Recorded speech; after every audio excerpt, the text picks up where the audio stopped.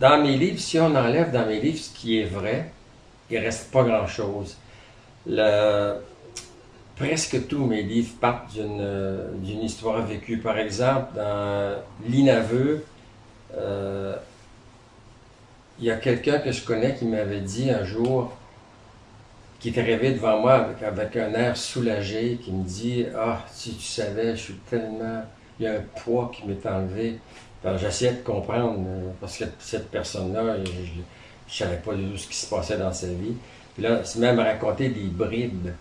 La personne s'est même raconté que quelqu'un proche d'elle, sans me dire si c'était un homme ou une femme, un parent, un ami, aucune idée. Quelqu'un qui avait commis quelque chose il y a très longtemps. Et depuis, puis s'était fait prendre par la police, un policier.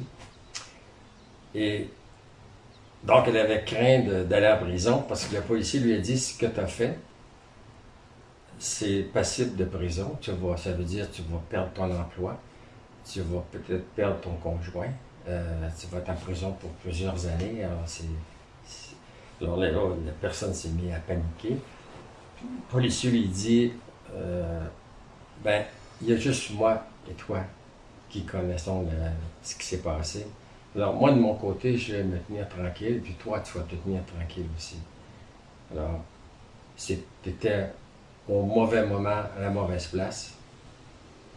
C'est pas plus grave que ça.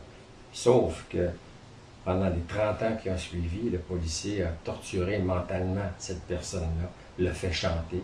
Pas vraiment avec des menaces, mais en tout cas, c'était une vie vraiment de torture mentale. Puis là, pourquoi la personne qui me racontait ça était soulagée, c'est que le policier était mort.